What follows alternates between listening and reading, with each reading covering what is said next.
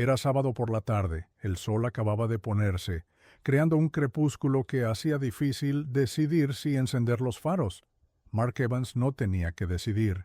Estaba entrando en su garaje en una calle tranquila de Sharpsburg. Un momento después, un hombre delgado, de cabello oscuro, salió por una puerta lateral, cargando una bolsa de viaje, un maletín y una computadora portátil. Años de experiencia le permitían manejar los objetos con facilidad. Entró en su casa sin llamar a su esposa, Lisa, sabiendo que no estaba.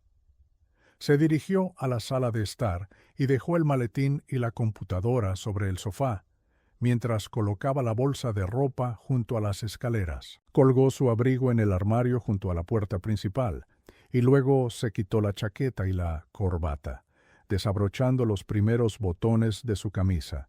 Acababa de regresar de una reunión regional de gerentes en ABC Industries, aunque técnicamente no era un gerente, sino el principal analista de sistemas. Su supervisor, competente para organizar al personal, pero sin idea de sistemas informáticos, requería su presencia en la reunión en Pittsburgh. Le había dicho a su esposa que volvería el lunes, alegando que la reunión estaría seguida de seminarios durante el fin de semana. Tenía sus razones para hacerlo y no quería regresar antes de tiempo. Lamentaba no haber llevado ropa más cómoda para el viaje, pero sabía que Lisa habría preguntado por qué. Ahora, en casa, se dio una ducha y se cambió a unos vaqueros y una camiseta tipo polo. Tras una comida rápida de sobras y una botella de cerveza, leyó el periódico local en la sala de estar, aparentando ser un esposo que descansaba tras un viaje. En realidad, estaba matando el tiempo mientras lidiaba con una crisis personal. Ya había superado la etapa de negación, pero aún enfrentaba la ira, la negociación, la depresión y la aceptación. Pasada la medianoche, limpió la cocina dándose cuenta de que lo hacía para procrastinar. Incapaz de encontrar otra solución, se puso una chaqueta ligera y se dirigió a la puerta lateral. Recordando algo, volvió a la sala de estar. Envió un correo electrónico desde su computadora portátil y luego salió de la casa. Tras pasar 5 minutos en el garaje, arrancó el coche y se marchó, dejando que la puerta del garaje se cerrara detrás de él. A las 7:37 a.m., la operadora de emergencias de Sharpsburg respondió a una llamada. «Emergencias. ¿Cuál es su emergencia?» Una voz femenina que sonaba joven respondió. «Necesito a la policía. Creo que se ha cometido un crimen». «¿Dónde se encuentra, señora?», preguntó la operadora. «Estoy en un teléfono público en Park Drive, cerca del Parque George, Washington», respondió ella. La operadora, comprendiendo la mala conexión, preguntó. «¿Qué crimen se ha cometido, señora? ¿La atacaron o la asaltaron?» La joven vaciló antes de contestar. «No, no fui yo. Estoy bien. Estaba corriendo por el parque en el camino de acceso a las áreas de picnic y vi un coche estacionado allí. Las puertas estaban abiertas, las luces encendidas y había mucha sangre». La operadora, ahora muy interesada, preguntó. «¿Será necesario enviar una ambulancia? ¿Hay heridos?» No, no había nadie allí. Solo un coche vacío y sangre. Unos segundos después, añadió. «No, miré demasiado alrededor. Tenía miedo de que alguien viniera tras de mí, así que corrí hasta este teléfono público para llamarlos». Hizo lo correcto. «Un coche patrulla va en camino y debería llegar en menos de 10 minutos. Por favor, espere a los agentes», para que pueda mostrarles la ubicación exacta. Alarmada, la persona que llamó respondió. «No, no voy a esperar, y si vienen por mí, me voy a casa». Luego colgó. La operadora de emergencias se quedó mirando la pantalla mientras la llamada terminaba. «¡Maldita sea! Espero no haber desviado a los agentes de algo más importante». Alrededor de las 12:00 de la tarde, el detective Peter Nesbitt llegó a la casa de los Evans. Una mujer rubia estacionó en la entrada mientras él bajaba de su coche. Se acercó rápidamente a ella. «Disculpe, estoy buscando a la señora Evans». Ella se giró mientras sacaba una maleta del coche y respondió. «Soy Lisa Evans. ¿Le conozco?» «No, señora. Soy el detective Peter Nesbitt, de la policía de Sharpsburg. Estamos intentando localizar a su esposo, Mark Evans. Su coche fue encontrado abandonado esta mañana en el parque George Washington. Le mostró su placa y su identificación. Lisa pareció preocupada, pero luego dijo: «Mark está en Pittsburgh. Siempre deja su coche en el aeropuerto. Deben estar equivocados». El detective Nesbitt insistió: «Estamos seguros de que es su coche. Tanto la matrícula como el número de bastidor coinciden con su registro». Confundida, Lisa caminó hacia la puerta lateral. «Si es su coche, debe haber sido robado en el aeropuerto». No sé qué más decirle. Nesbitt siguió insistiendo: «¿Cuándo fue la última vez que habló con su esposo? ¿Podría llamarlo ahora para asegurarse de que está en Pittsburgh? ¿Tiene un celular al que pueda llamarle?» Lisa se detuvo, dejó su maleta en el suelo y buscó en su bolso hasta encontrar su teléfono. «Me llamó ayer por la mañana desde Pittsburgh. Lo llamaré ahora». Marcó su número, pero un teléfono sonó en el bolsillo del detective. Él contestó: «¿Hola? ¿Señora Evans?». Sorprendida, ella preguntó: «¿Cómo consiguió el teléfono de Mark?». Nesbitt respondió: «No puedo devolvérselo. Es una evidencia en un posible crimen grave. Se encontró en el coche de su esposo». Lisa, ahora más preocupada, preguntó: «¿Crimen grave? ¿Qué quiere decir?». «El coche de su esposo fue encontrado, con las puertas abiertas y un agujero de bala. Necesitamos encontrarlo para descartar que sea una víctima o un sospechoso. ¿Podría llamar a su hotel en Pittsburgh?». Lisa recogió su maletín y dijo: «Claro, el número del hotel está en mi agenda. Siempre se hospeda en el mismo Holiday Inn. Entre y aclararemos esto». Dentro de la cocina, rápidamente encontró el número y llamó al hotel, pero, tras colgar, se volvió hacia el detective. «El maletín y la computadora portátil de Mark están en la sala de estar. No entiendo nada». El detective, pensativo, llamó a su colega. «Hola, Dave, soy Pete. Necesito una orden de registro para la casa de los Evans. Tenemos que determinar si el señor Evans es una víctima o un sospechoso». «Tráela lo antes posible». Esperando, colgó el teléfono y se sentó frente a Lisa.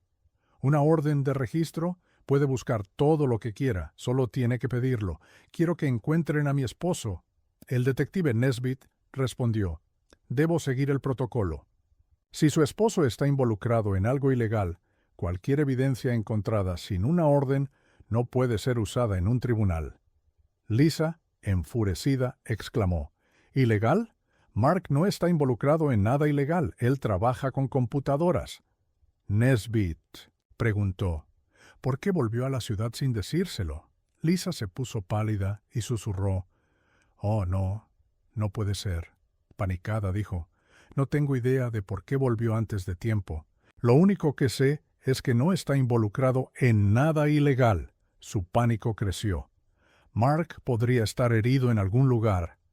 Tienen que encontrarlo». El detective Nesbitt, con un tono más suave, le dijo: «Todavía no sabemos nada con certeza, señora Evans. Debo hacer las cosas correctamente. Todos nuestros oficiales están buscando a su esposo. ¿Por qué no prepara un poco de café mientras esperamos la orden?». Su tono comprensivo calmó a Lisa, quien comenzó a preparar café. Sin embargo, volvió a tensarse cuando él agregó: «Mientras tomamos el café, ¿podría contarme cómo pasó las últimas 48 horas? Necesitamos declaraciones de todas las personas involucradas». Nesbitt esperó unos minutos antes de pedirle una declaración preliminar. Se sentaron en la mesa de la cocina, tomando café, mientras él describía las condiciones del coche de Mark, incluyendo el agujero de bala y la sangre. Explicó que la sangre sugería que una segunda bala había impactado al cuerpo, el cual yacía sobre un montón de leña junto al coche, y que la bala estaba siendo examinada. El coche fue remolcado para una inspección más detallada, mientras el médico forense y el científico forense seguían trabajando en la escena. El detective David Klein, compañero de Nesbitt, llegó con la orden de registro y 2 técnicos forenses. Comenzaron una búsqueda exhaustiva en la casa, el garaje y el coche de los Evans. Nesbitt arregló con Lisa recoger la maquinilla de afeitar y el cepillo de dientes de Mark para comparar el ADN. Lisa estaba tan angustiada que Nesbitt le pidió que permaneciera en el sofá mientras ellos terminaban la búsqueda. Después de 1 hora, decidieron llevarse únicamente el maletín, la computadora portátil y las muestras de ADN de Mark. La computadora portátil estaba protegida con contraseña. Señora Evans, ¿conoce la contraseña de la laptop de su esposo? Lisa, esperanzada por ayudar, respondió. Solía ser su nombre y apellido junto con su año de nacimiento, Trimark 1971. Debería funcionar. Ninguna de las variaciones funcionó. Nesbitt la tranquilizó. Nuestros técnicos encontrarán la forma de acceder. Los objetos fueron almacenados en la furgoneta forense. Nesbitt se sentó con Lisa para tomar su declaración. Bueno, señora Evans, necesito información básica sobre dónde estuvo este fin de semana. Empecemos por la mañana del sábado. Lisa respiró hondo. El sábado por la mañana hice tareas en la casa. Mark me llamó desde Pittsburgh alrededor de la 1:30 para disculparse por no estar en mi casa. Luego salí de compras hasta las 4:30 y volví. Después de cenar, alrededor de las 7:30, fui a casa de una amiga y me quedé a dormir allí. Esta mañana me levanté tarde. Me tomé mi tiempo y llegué a casa sobre las 2:00. A medida que hablaba, se mostraba más tensa, mirando al suelo y apretando los puños. El detective Nesbitt terminó de escribir, cerró su libreta y dijo: «Podríamos necesitar más detalles más adelante, señora Evans. Esto es suficiente por ahora, pero esté preparada para aportar más si es necesario». Guardó su libreta y bolígrafo en el bolsillo y se levantó para unirse a los demás que seguían registrando el garaje y el coche. Antes de irse le preguntó: «¿Tiene fotos recientes de cuerpo entero de su esposo? También nos vendría bien una foto de primer plano. Solo tenemos la de su licencia de conducir». Se acercó a la chimenea y miró las fotos de la boda. Lisa fue rápidamente a buscar un álbum de fotos. «Aquí tiene algunas fotos recientes, detective. Escoja las que necesite». Se sentaron juntos, y Nesbitt eligió una foto grupal y una de primer plano de Mark. «Estas serán perfectas». Lisa le entregó las fotos y él preguntó: «¿El hombre que aparece en la foto es un familiar? Si necesitamos una muestra de ADN, un pariente podría ayudar si no podemos usar la maquinilla de afeitar o el cepillo de dientes». Lisa respondió: «No, es Blake Moore, el mejor amigo de Mark desde la primaria. Mark no tiene familiares cercanos». Nesbitt le agradeció y se unió a los demás en el garaje. Lisa, al borde de las lágrimas, se quedó en la mesa de la cocina. Nesbitt sentía simpatía por ella. Su esposo estaba desaparecido y posiblemente implicado en un incidente grave. El hecho de que ella no supiera que él estaba en la ciudad añadía más misterio al caso. Los detectives y los expertos forenses terminaron de inspeccionar el garaje y el coche. Encontraron manchas de sangre en los pedales del acelerador y del freno del coche de Lisa, lo que los llevó a remolcarlo para una inspección más exhaustiva. Mientras los técnicos empaquetaban el equipo, los detectives discutieron el caso. Nesbitt, mirando hacia la puerta lateral, le dijo a su compañero: «¿Qué opinas de la señora Evans?» «Tengo mis dudas, especialmente por la sangre en su coche», respondió su compañero. Parecía una esposa preocupada, pero es difícil saberlo ahora. No deberíamos sacar conclusiones apresuradas. Nesbitt decidió: «Veamos cómo reacciona cuando le digamos sobre la sangre y que vamos a remolcar su coche». Llamaron a la puerta y entraron en la cocina, sorprendiendo a Lisa, que estaba hablando por su teléfono móvil. Rápidamente colgó la llamada. «¿Ya están de vuelta?» «Pensé que habían terminado». Nesbitt dijo: «Encontramos manchas de sangre en los pedales de su coche. Vamos a remolcarlo para hacerle una inspección a fondo. Espero que no le importe». Lisa parecía atónita. «¿Sangre en mi coche? No vi ninguna sangre». Nesbitt respondió: «Necesitamos saber cómo llegó ahí. Si está relacionada con el incidente en el parque, vamos a buscar respuestas. También necesitaremos los zapatos que usó hoy. No he estado en el parque en semanas. No entiendo cómo podría haber sangre en mi coche. Le entregó sus zapatos, y luego se desplomó en una silla, cubriéndose el rostro y sollozando. Ambos detectives se dieron cuenta de que necesitaban más información y se despidieron, dejando a Lisa desplomada en la silla de la cocina. ¿Qué opinas, Dave? ¿Será que ella? Mientras tanto, en la central, una voz ansiosa interrumpió la línea. Necesito el dinero ahora, no puedo esperar. Solo quiero saber si pueden garantizar el pago por la información. La voz del detective Nesbet irrumpió en la conversación. Señor, le aseguro que tomamos cada llamada en serio. Y si su información es valiosa, haremos un seguimiento. Por favor, díganos lo que sabe. El hombre vaciló nuevamente antes de hablar. Creo que vi algo relacionado con Mark Evans. Hace solo unas noches noté un coche estacionado cerca del parque George Washington que me pareció sospechoso. No debía estar ahí. Estaba oscuro y discreto, escondido entre las sombras. El detective Nesbet tomó nota. ¿Puede describir el coche, señor? Era un sedán oscuro, quizá negro o azul marino, y había dos personas en los asientos delanteros. No pude verlos, claramente, pero parecía que estaban discutiendo acaloradamente. Gracias por su información. Si esto nos lleva a algo, nos aseguraremos de que reciba su compensación. La voz del hombre se suavizó. Solo quiero ayudar. Lo apreciamos y recuerde, esta conversación es confidencial. Tras la llamada, los detectives se reunieron, entusiasmados por comunicarle a Lisa Evans esta posible pista. Tenían una renovada sensación de propósito, sabiendo que cada pieza de información podría ser crucial en el caso. Un hombre en la entrada de un refugio murmuró: «Dinero, ahora necesito un jugo. Si necesita comida, puedo indicarle algunos albergues», respondió un voluntario. «No comida, jugo, del que cuesta $5 la botella». El voluntario sonrió, pero le dijo: «Si tu pista es buena, podrías comprarte muchos jugos». «Está bien, esperaré». Vi a alguien tirar un arma al río, bajo el puente de la calle Tercera. Fue el domingo por la mañana. Tenía un rifle y 2 palas. El voluntario preguntó: «¿Fue en el lado este del puente? ¿Las tiró al agua?» «Sí, las lanzó desde el muelle». «¿Puedo describirlo?» Era un hombre grande, con cabello rubio, y su coche era azul oscuro. La matrícula comenzaba con SS, pero no recuerdo el resto. El voluntario anotó la información y dijo: «Tengo todo lo que necesitamos. Tu número es el 127.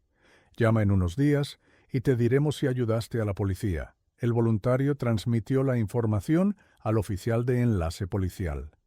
Una hora después, un buzo encontró rápidamente los objetos. El arma fue enviada al laboratorio criminalístico, donde se confirmó que coincidía con una escena del crimen reciente en el parque George Washington. Un informe fue enviado a los detectives, y un técnico recuperó las 2 palas del almacén de pruebas. Mientras los detectives salían de una cafetería, un empleado del archivo les entregó los informes de balística y de Crime Stoppers. «Detectives, tenemos el arma utilizada en el tiroteo del parque George Washington. El informe adjunto podría llevarlos hasta el culpable», dijo el empleado, entregándoles los documentos. Klein y Nesbet revisaron los informes y luego buscaron registros de vehículos en la computadora. «Pete, vamos a dividirnos. Yo interrogaré a nuestra invitada en la sala de interrogatorios, y tú puedes pedir a un oficial uniformado que traiga a Blake Moore para interrogarlo». «Me parece un buen plan, Dave». Las piezas empiezan a encajar. Detective Klein recogió los informes y se dirigió a la sala de interrogatorios, donde Lisa Evans lo esperaba. Mientras tanto, su compañero organizaba el traslado de Blake Moore por parte de un oficial uniformado. Pronto, ambos estaban en camino. En la sala de entrevistas, Lisa permanecía sentada con calma, sin mostrar ni miedo ni tristeza. «Lamento». «La espera, señora Evans. Esta sala está monitoreada y grabada», le dijo el detective Klein. Ella respondió: «No me importa. No tengo nada que ocultar». Klein respondió. Bien, vamos a empezar. ¿Tienes una relación amorosa con Blake Moore? ¿Sí o no?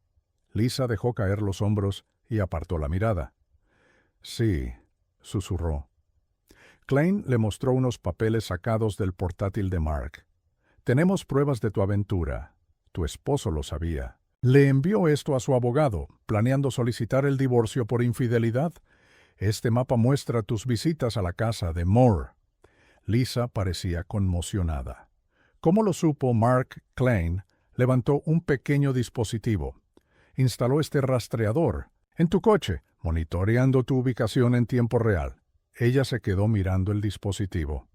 Mark lo supo durante semanas y quería divorciarse. Comenzó a llorar. Klein continuó. Mark documentó tus encuentros con Moore. El último mapa es del sábado por la noche, cuando desapareció.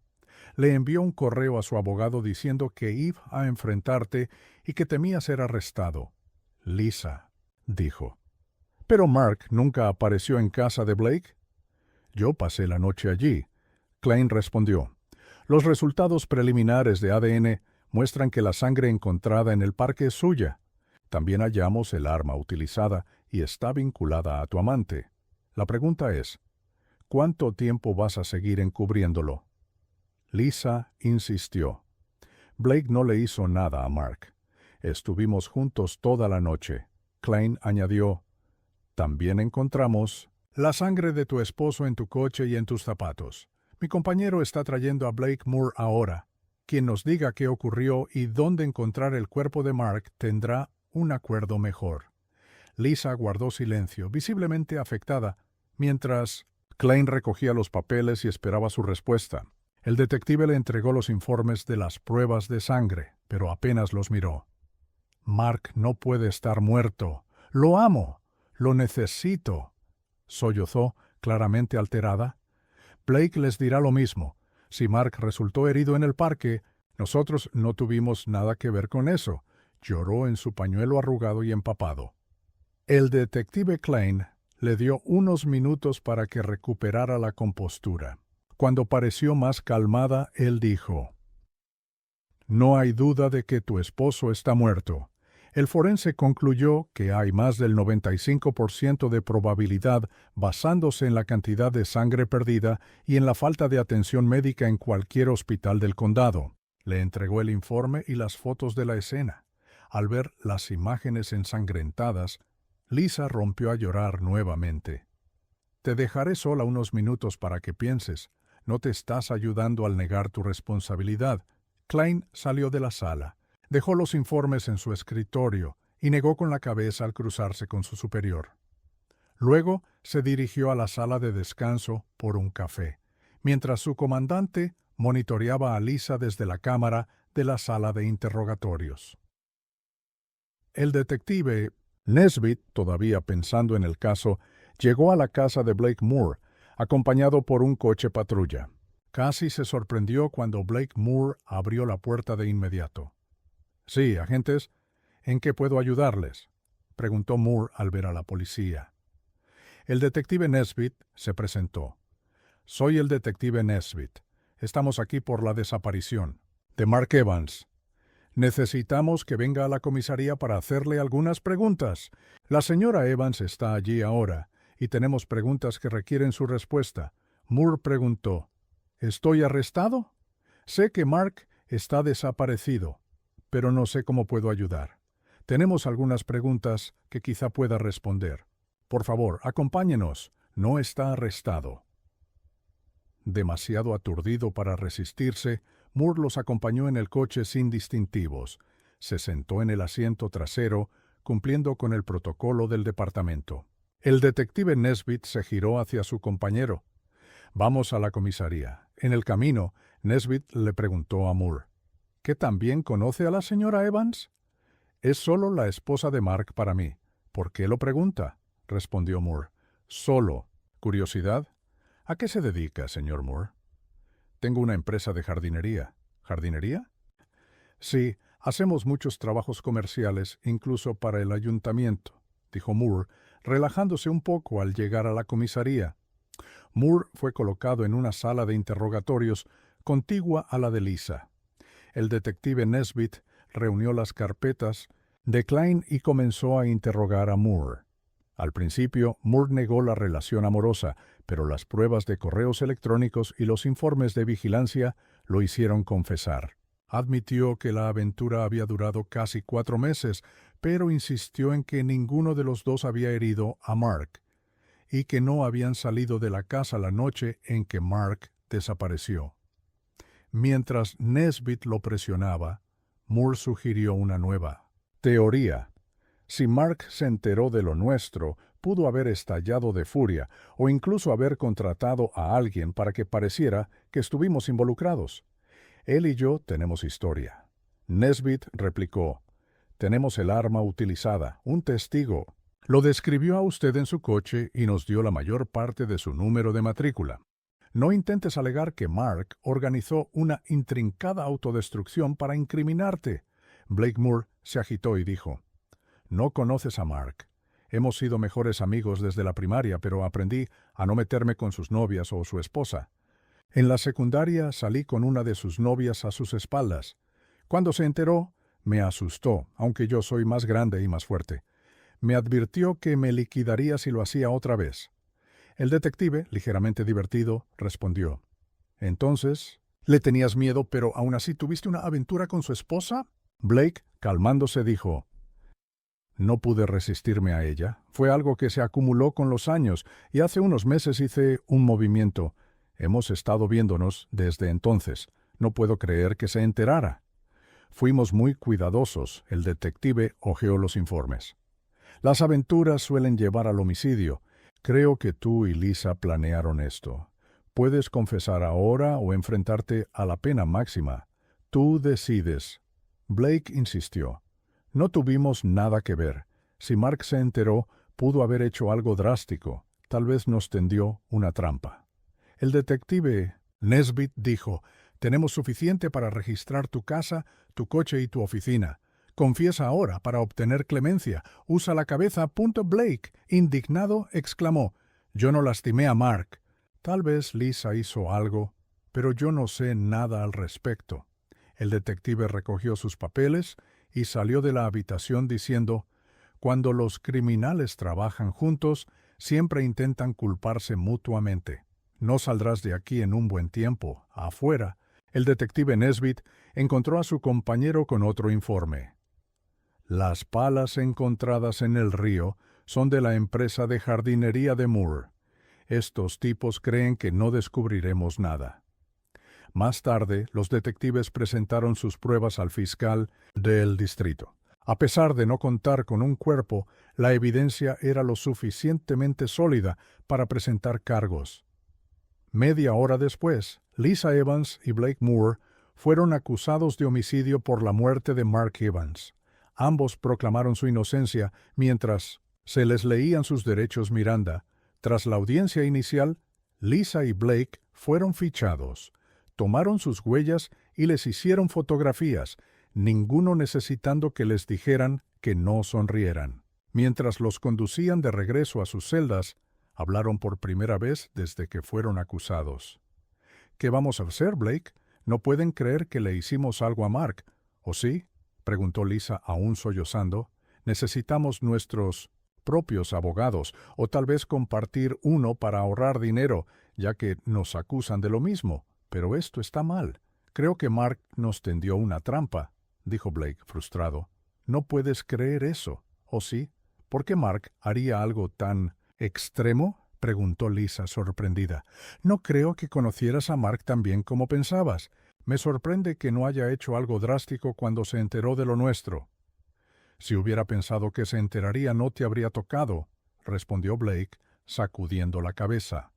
Blake le contó a Lisa sobre un incidente pasado cuando salió en secreto con una novia de Mark. De pie junto a los barrotes de la celda, separados por una pared de concreto, podían hablar fácilmente. No creo que Mark hiciera esto. Ni siquiera sé cómo se enteró. Siempre fuimos cuidadosos y solo nos veíamos cuando él estaba fuera de la ciudad, dijo Lisa pensativa. Me arrepiento de haberlo traicionado. Incluso si no está muerto, quiero divorciarme, añadió, su voz apagándose con emoción. Blake escuchó sus sollozos y dijo, «Lisa, basta. Sabías los riesgos cuando viniste a mi casa. Eras consciente de las consecuencias». Lisa se calmó y dijo en voz baja, «Tienes razón, solo espero que me perdone». Tras una pausa, Lisa sugirió, «Podría llamar a Robert Graham, nuestro abogado. Tal vez pueda representarnos a ambos y dividir los costos».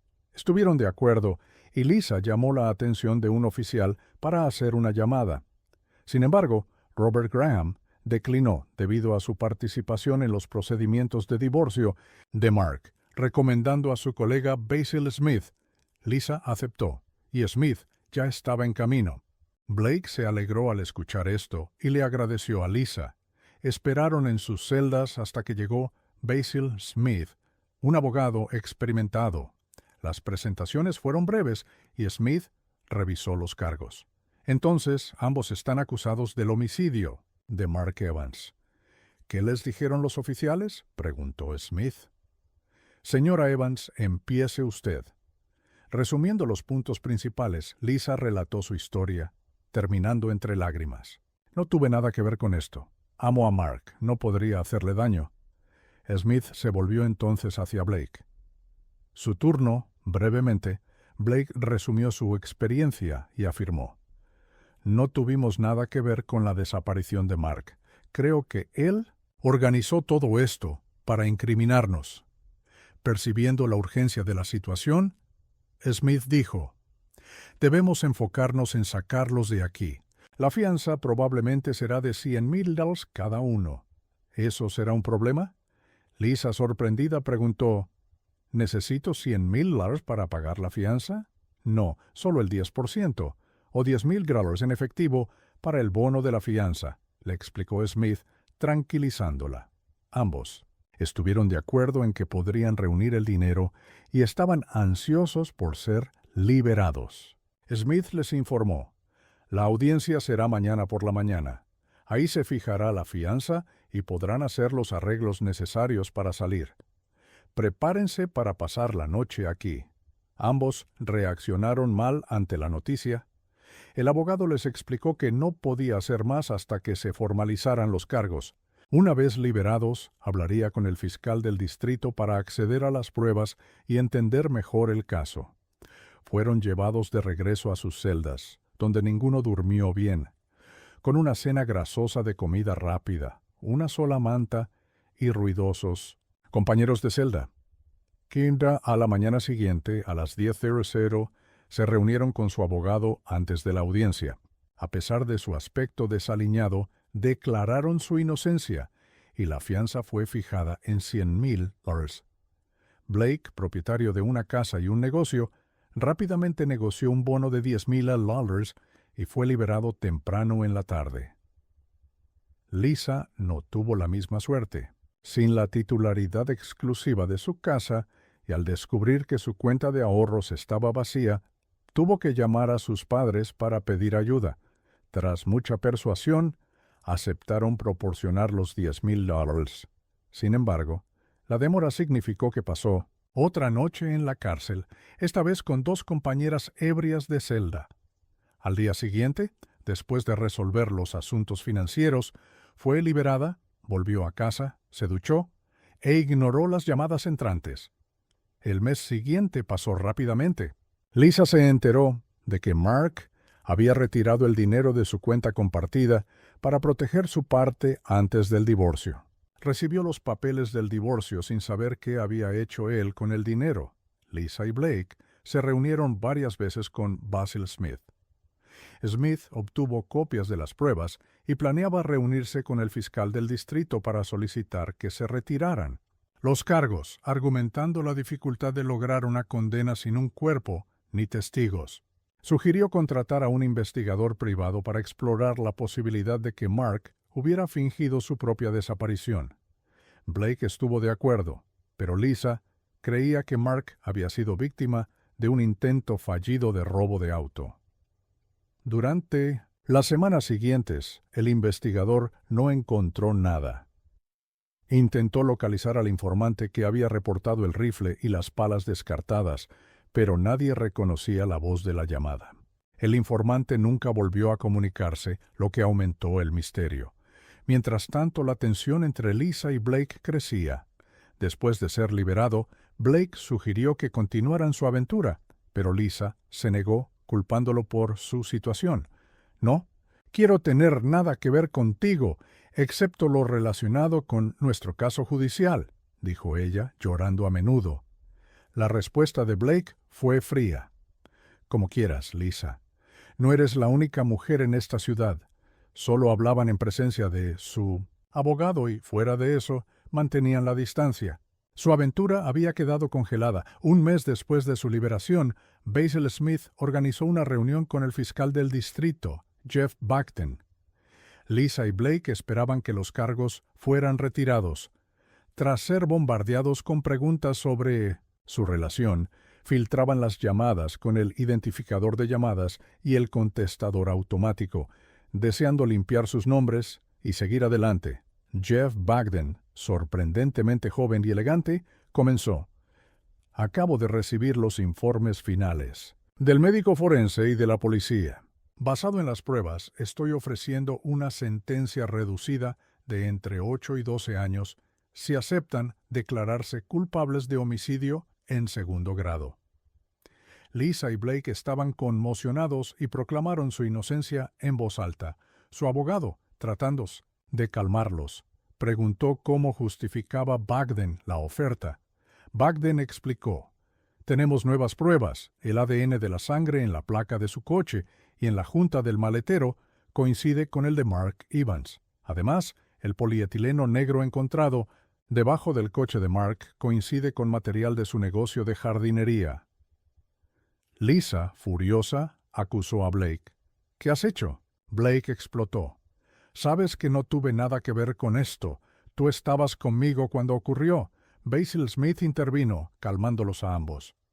«Perdón por mis clientes. Esperábamos que los cargos fueran retirados y su declaración los tomó más por sorpresa». Bagden, divertido, respondió: «Lo entiendo, pero tenemos suficientes pruebas para ir a juicio».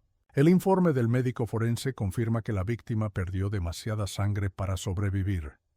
La escena del crimen sugiere que el cuerpo fue arrastrado y cargado en un coche. La fiscalía está confiada. Bagden entregó los informes y se marchó. Lisa y Blake hablaron apresuradamente con Smith, quien les pidió que guardaran silencio. «Sé que están impactados. No se ataquen entre ustedes. Debemos pensar en una defensa. ¿Quieren rechazar el acuerdo?». Ambos rechazaron el trato, convencidos de que no serían condenados. Smith accedió a prepararse para el juicio. Después de que se marcharon, Smith revisó los informes, preguntándose si sus clientes decían la verdad.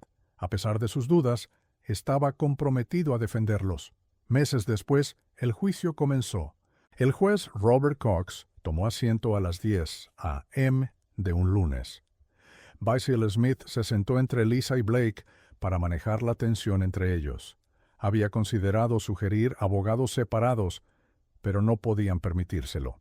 El negocio de Blake estaba en problemas y Lisa había dejado su trabajo debido al estrés del juicio y a las dificultades con los amigos de su esposo desaparecido.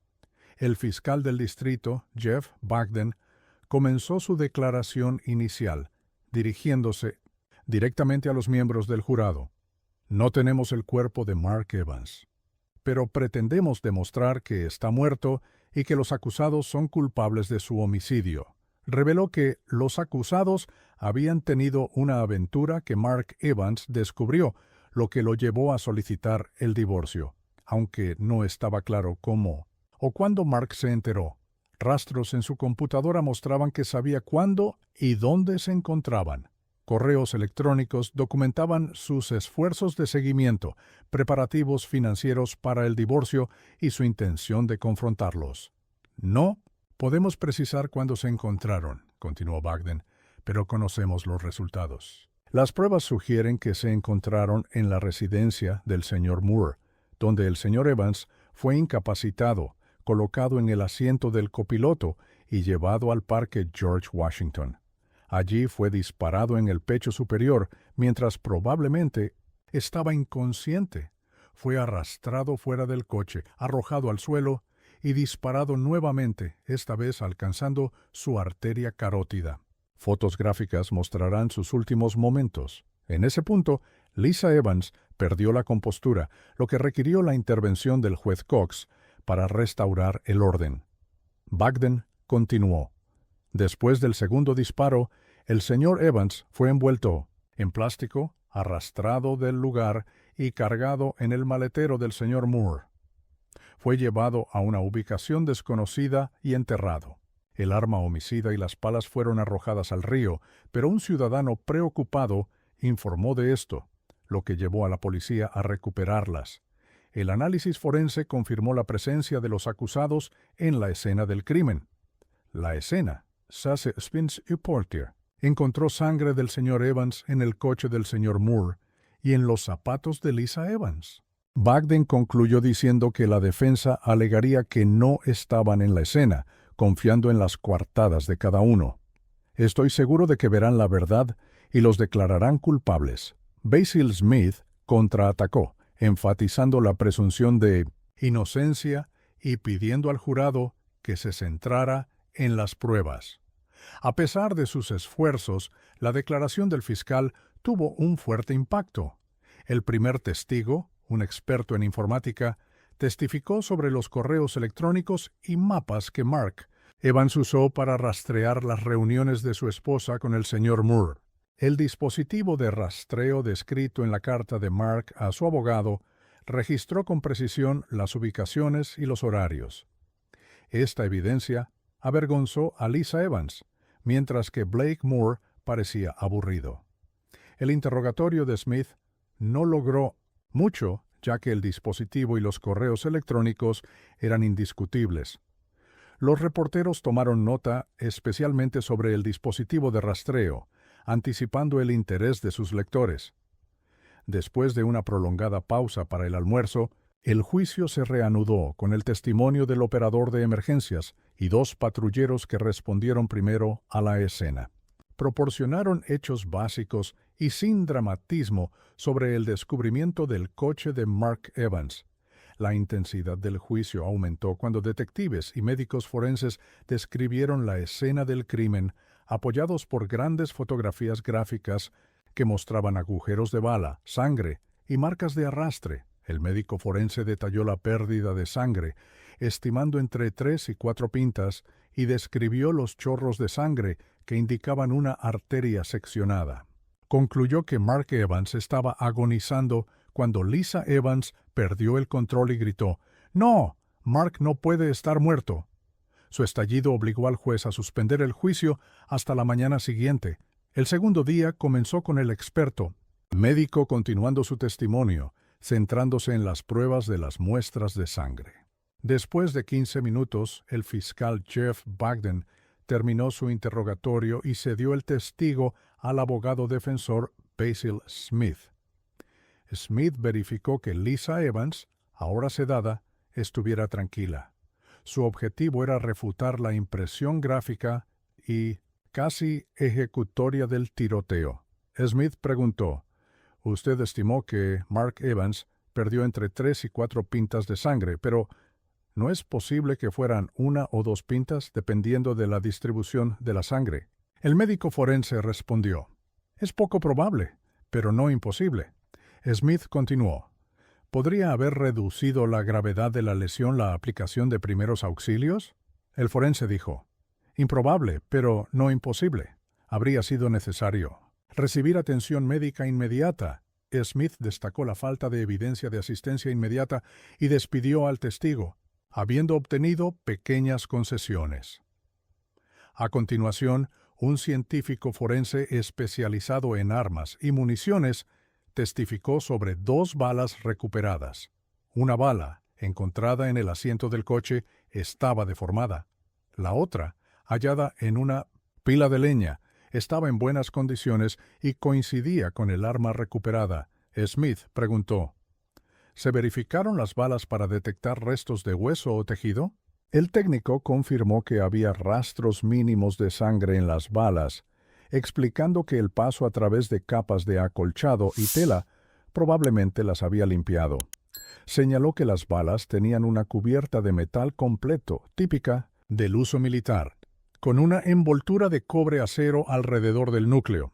Explicó que esta cubierta es más resistente que la de una bala estándar de metal blando, generalmente hecha de cobre. Esto fue tanto bueno como malo para la defensa. Aunque no había pruebas de que las balas hubieran atravesado el cuerpo, las circunstancias y el tipo de munición explicaban la situación. La esperanza de rastrear el arma resultó inútil. Había sido vendida en una feria de armas hace 20 años sin registro del comprador. Basil Smith confirmó que no se encontraron huellas dactilares ni ADN de los acusados en el arma ni en los casquillos. Todo lo que no había sido lavado por el agua del río había sido limpiado antes de ser desechado. Otro técnico habló sobre las palas encontradas. No había huellas dactilares ni ADN, pero estaban marcadas con el logo de Moore's Landscaping. En el negocio de Moore se encontraron 14 palas idénticas. El contrainterrogatorio no reveló nueva información.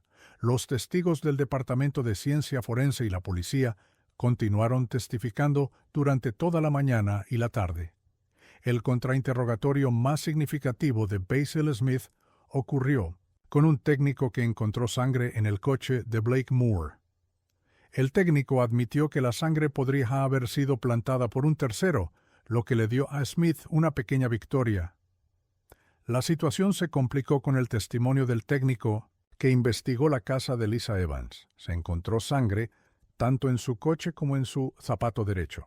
Aunque el técnico admitió que no podía determinar si la sangre había sido transferida del zapato al pedal del acelerador o viceversa, el abogado esperaba que esta duda pudiera ayudar a Lisa mientras los testigos de la fiscalía concluían sus testimonios.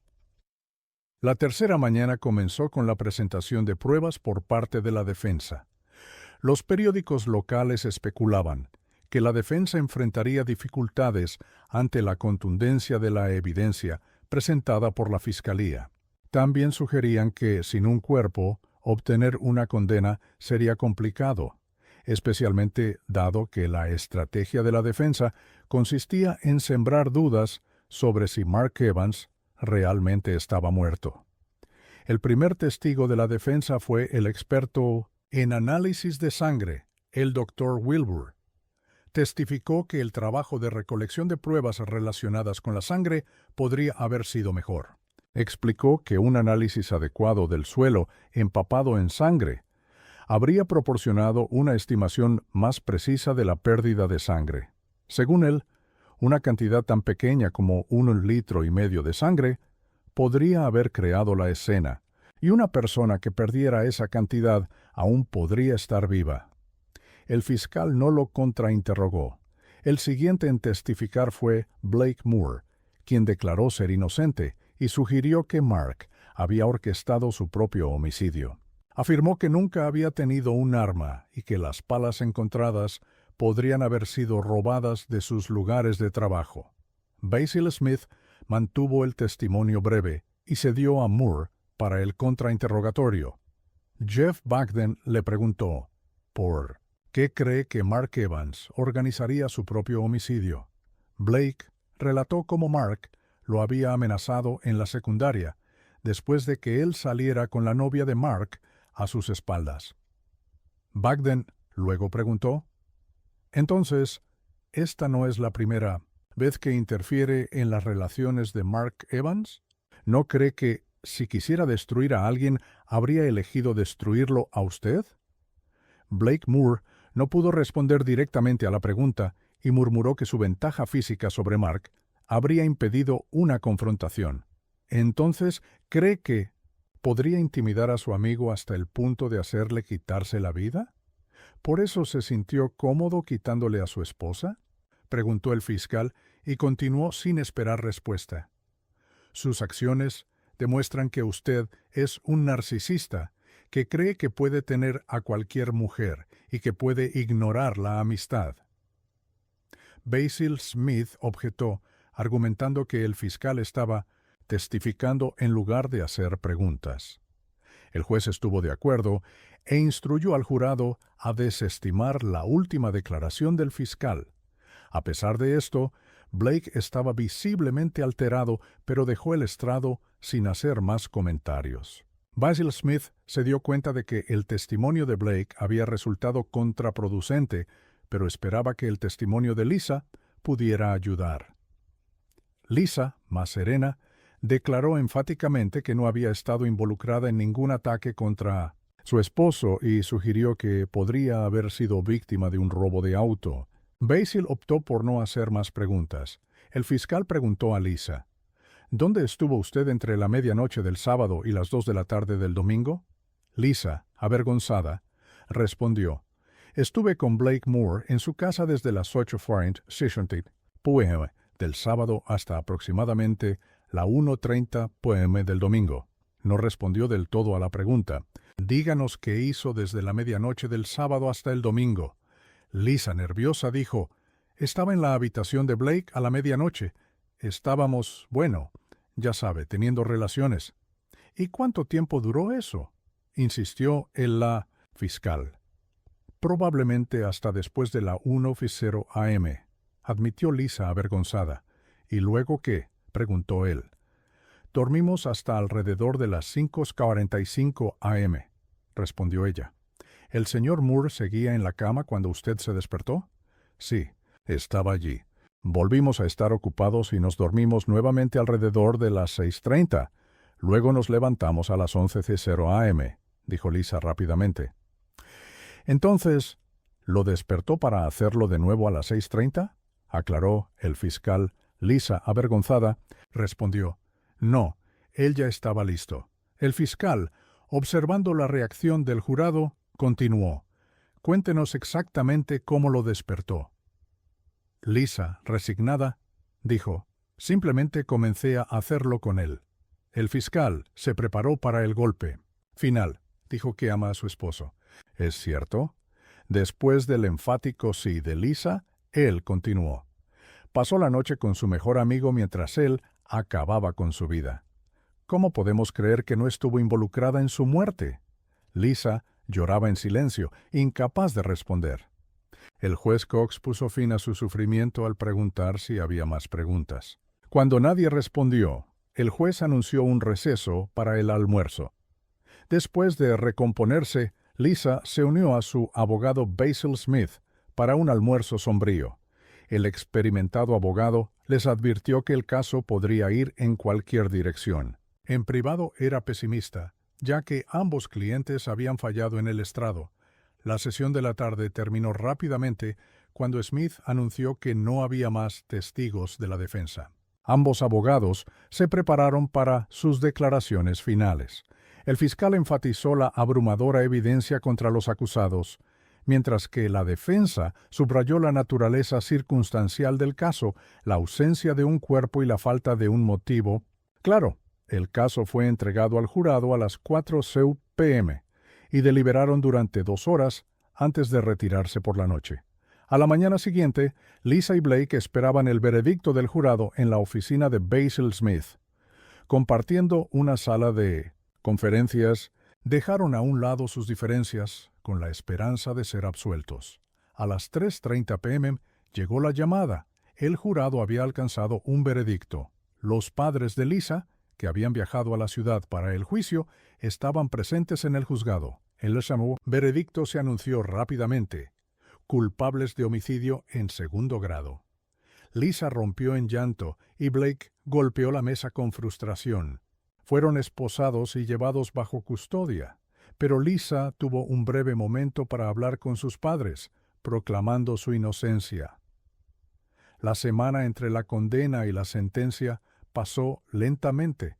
Los padres de Lisa la visitaron todos los días, mientras que Blake recibió una sola visita de un primo. Durante la sentencia, ambos recibieron penas de 15 años a cadena perpetua. Basil Smith prometió revisar los registros judiciales en busca de una posible apelación. 3 días después, fueron trasladados a prisiones estatales. La prisión de Lisa tenía una buena reputación, pero la de Blake tenía un historial de disturbios.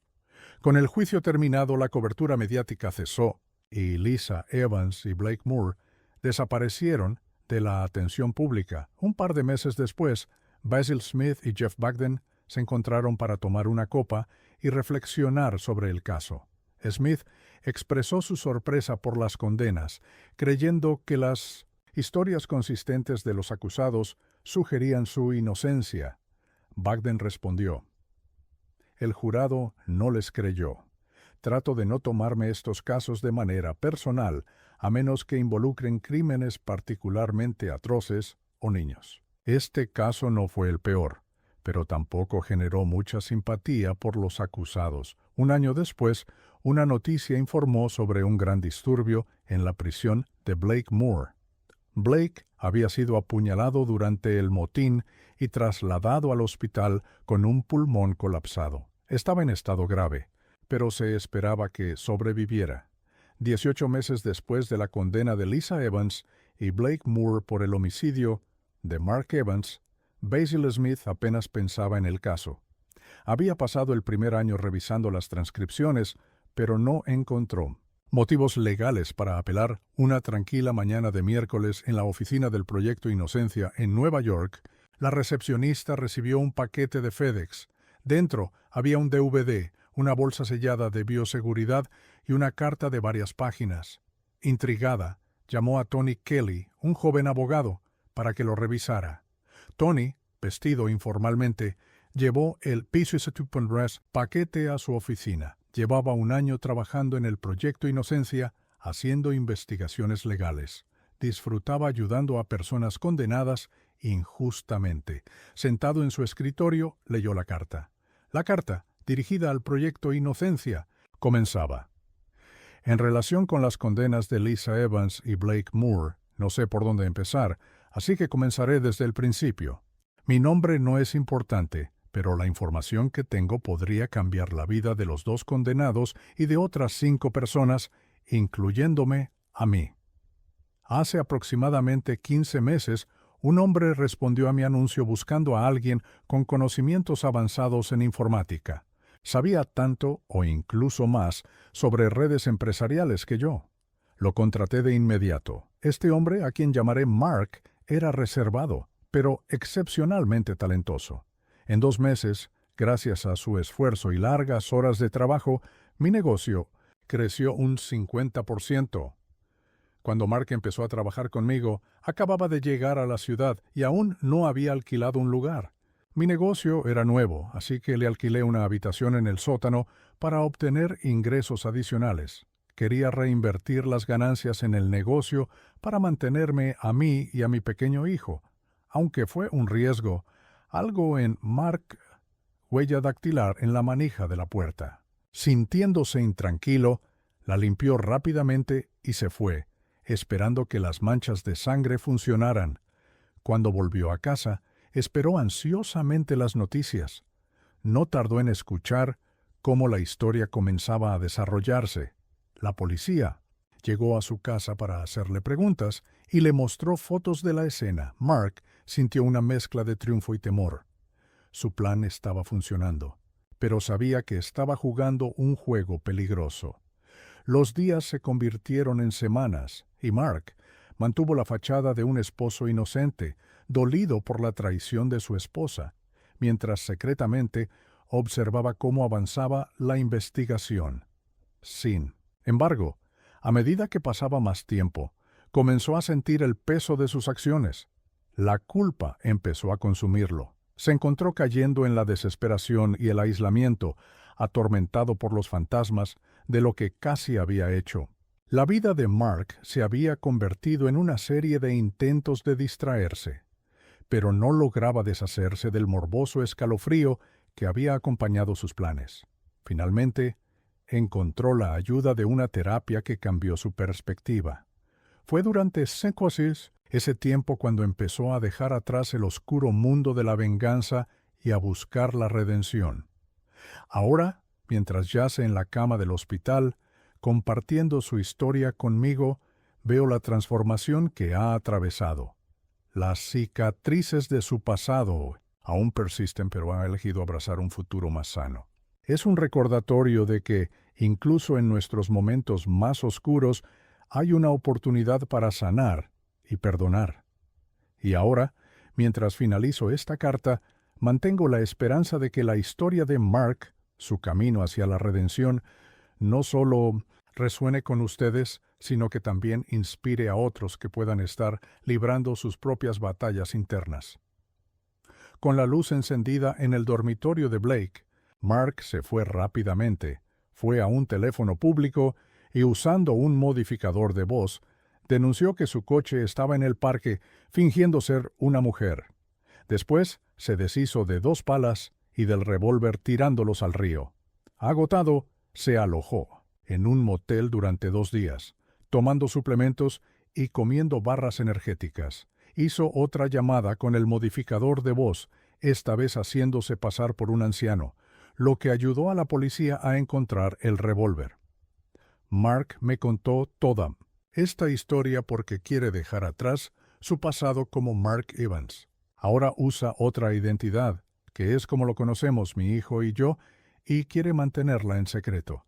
Me pidió que enviara esta información para ayudar a revocar las condenas de Lisa Evans y Blake Moore. Mañana compraré una copia del New York Times y una Inkwell.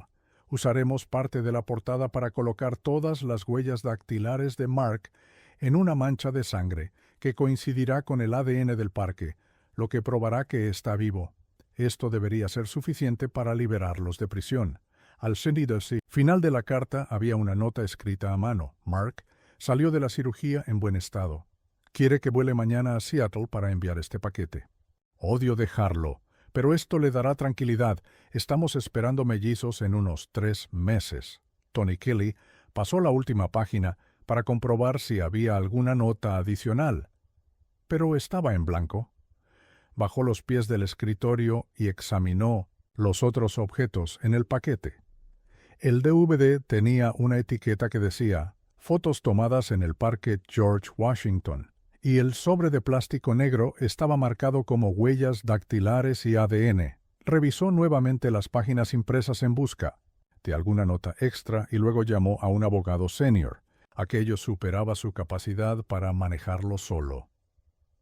No tardaron en confirmar que el ADN pertenecía a Mark Evans y que las huellas dactilares coincidían con las del coche encontrado en el parque, demostrando que seguía vivo. Con pruebas irrefutables de que 2 personas habían sido condenadas por un homicidio que nunca ocurrió, el fiscal general del estado y el gobernador aceleraron su liberación. Una semana después, regresaron al tribunal acompañados por Basil Smith, los padres de Lisa, e incluso el fiscal Jeff Bagden, con algunos representantes estatales presentes. El fiscal general del estado se disculpó por la condena errónea, culpó a Mark Evans por engañar al sistema judicial y anunció que estaban trabajando para encontrarlo y responsabilizarlo por los costos financieros incurridos. Cuando le preguntaron por dónde empezarían a buscar a Mark, solo pudo negar con la cabeza. Blake Moore parecía cambiado. Ya no mostraba arrogancia, sino una actitud más inclinada a la conciliación. Se disculpó con Lisa por los eventos que los llevaron a prisión. Lisa parecía indiferente, deseando únicamente marcharse con sus padres. Tanto Basil Smith como el fiscal se disculparon, reconociendo que habían sido engañados por Mark Evans y prometieron ser más diligentes en futuros casos. Aunque el Estado no asumió responsabilidad legal, Lisa y Blake recibieron una compensación de $50,000 cada uno. Blake, cuya empresa había quebrado y cuya casa fue vendida para pagar los honorarios legales, dejó la ciudad. Le comentó a Lisa que Mark los había perjudicado gravemente y que el cheque era apenas una fracción de lo que había perdido. Lisa, visiblemente desgastada por su experiencia, simplemente dijo que lo merecían y se marchó sin despedirse. 2 semanas después de que las noticias locales informaran sobre su liberación, un gran sobre llegó a la oficina de Basil Smith. Dentro había una nota dirigida al abogado y un sobre sellado para Lisa. Basil entregó la carta a Lisa en su apartamento. Tras una breve conversación, la dejó con el sobre, que ella abrió con aprensión al reconocer la letra de Mark. Leyó la carta. Lisa, lamento el tiempo que pasaste en prisión. Tu traición con Blake casi me volvió loco. Mi nueva vida y mi felicidad me han mostrado que liberarles a ambos era necesario para mi propia libertad. Sé que las autoridades intentarán buscarme, pero tengo confianza en mi nueva vida con mi nueva familia. Buena suerte y adiós. Emma. La carta se deslizó de sus manos, destrozando cualquier esperanza que pudiera quedarle de una posible reconciliación con Mark.